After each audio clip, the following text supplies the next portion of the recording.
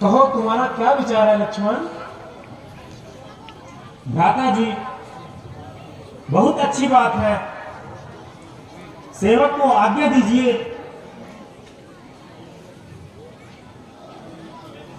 किंतु पूजन का प्रश्न कुछ जटिल सा जान पड़ता है। उधर कोई ऐसा विद्वान भी नजर नहीं आता जो कि शिवलिंग की स्थापना कर सके।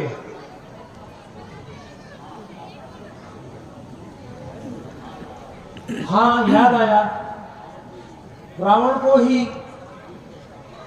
शिवलिंग की स्थापना के लिए लाना होगा, क्योंकि वहां सभी देवों के जानकार हैं। भ्राता जी, यह आप क्या कह रहे हैं? रावण तो हमारा शत्रु है। भैया लक्ष्मण, तुम्हारा कहना भी सत्य है, किंतु हम इस समय रावण को एक आचार्य के रूप में बुला रहे हैं, ना कि शत्रु के रूप में। आपकी इच्छा के विरुद्ध मैं कुछ नहीं कह सकता भ्राता श्री। जैसे आपकी आज्ञा होगी मैं वैसा ही करूंगा।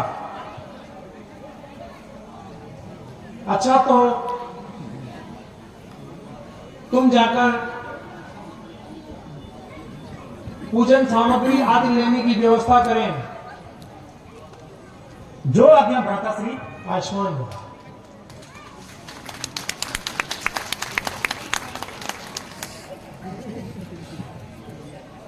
हनुमान जी, आप जाकर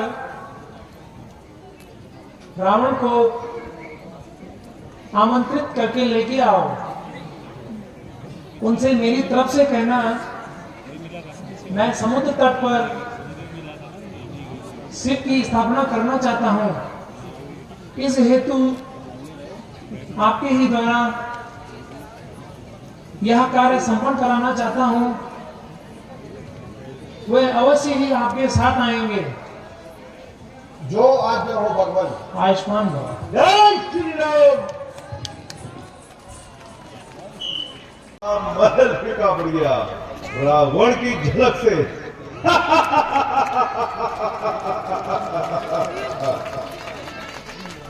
स्वर्ग और पाताल का पल्ला मिलाया है मैंने। अपनी ठोकरों से ब्रह्मांड को हिलाया है मैंने। गौरी और शंकर को झूले में झुलाया है मैंने। अपनी मिसाल भुजाओं से कैलाश को हिलाया है मैंने।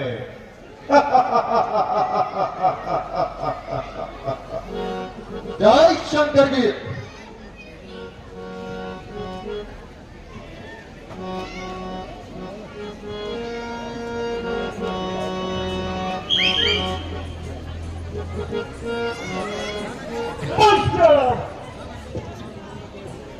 अरे रे रे, ये पाना तो फिर आ गया महाराज।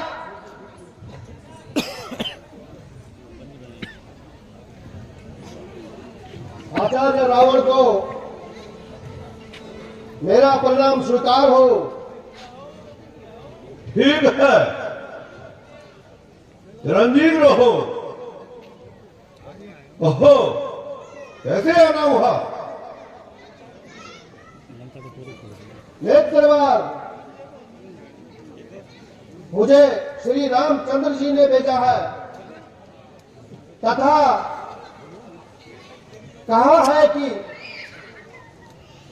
लंका पर आक्रमण करने से पहले मैं समुद्र तट पर शिव भगवान की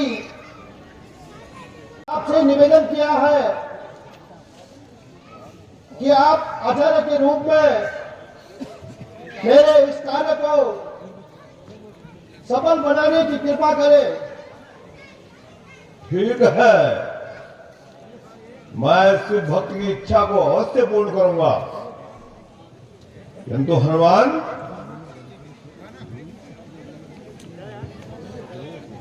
तैयार है? हाँ महाराज। नहीं नहीं, मुझे नहीं लगता है कि पूजन सामग्री पूरी होगी। मुझे लगता है जितने भी धार्मिक अनुष्ठान होते हैं, महादेव की पूजा बिना अर्धांगिनी के संभव नहीं है। और सीता मेरी कैद में अशोक वाटिका में है, बिना सीता के पूजन संभव नहीं होगा। इसलिए हनुमान, तुम्हें मेरे साथ अशोक वाटिका के लिए प्रस्थान करना होगा और हमें सीता सहित राम शिविर में जाना होगा। धन्य महा आचार्य, धन्य। आपके ज्ञान को सारा संसार हमेशा याद करेगा। चले महाराज। ठीक है। चलो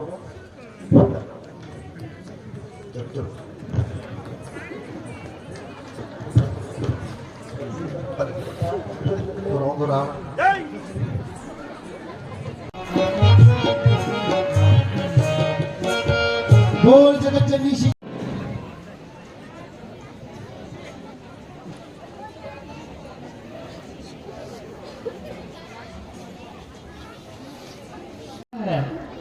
क्योंकि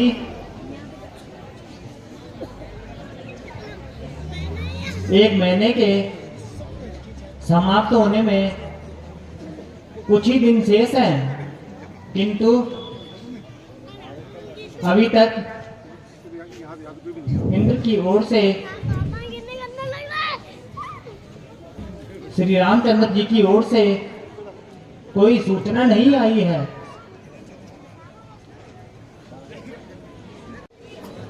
इस प्रकार उदास ना हो बेटी, और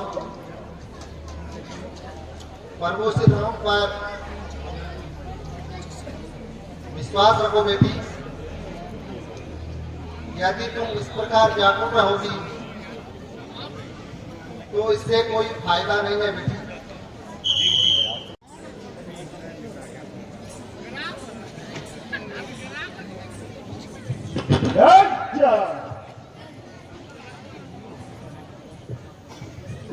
माता जी प्रणाम। चिरंजीव रहो हनुमान। सीते, क्या तुम्हें पता है तुम्हारे पति राम ने मुझे पुरोहित के रूप में आमंत्रित किया है?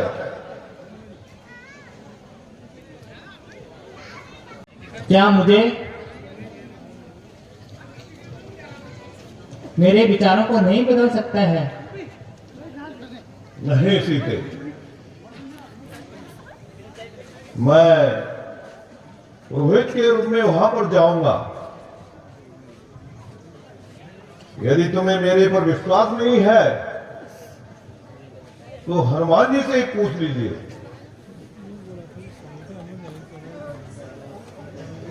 माता जी, प्रभु श्री रामचंद्र जी ने लंका पर आक्रमण से पूर्व समुद्र तट पर शिव जी के स्थापना करने की संकल्प लिया है। केवल आचार्य के रूप में महाराज रावण को बुलाया है, किंतु महाराज रावण का कहना है यह कार्य बिना धर्म पत्नी के थोड़ा असंभव है। इसीलिए आप मेरे साथ चलिए और इस देव कार्य को पूर्ण करने में ही प्रभु श्री रामचंद्र जी के मनोरथ सफल कीजिए। सीते, क्या तुम्हें विश्वास हुआ कि नहीं? हाँ लंकेश, लेकिन तुम्हें मेरी एक बात को ध्यान रखना होगा। जिस प्रकार से तुम मेरे साथ चल रही हो, पूजन कार्य संपूर्ण होने के बाद तुम्हें इसी हालत में मेरे साथ वापस आना होगा। यदि तुम्हें मेरी शर्त मंजूर है तो तभी मैं तुम्हें उस पूजन कार्य में ले जाऊंगा। ठीक है लंकेश, यदि तेरी यही इच्छा है ऐसा ही होगा। लेकिन सुनो, तुम्हें पूजन कार्य के समीप एकदम नहीं जाना होगा। पूजन कार्य से पूर्व मुझे राम की भी परीक्षा लेनी है। जब तुम्हें बुलाऊं तभी वहां निकट आना, अन्यथा दूर ही खड़ी रहना। ठीक है लंकेश। चलिए। सिया राम।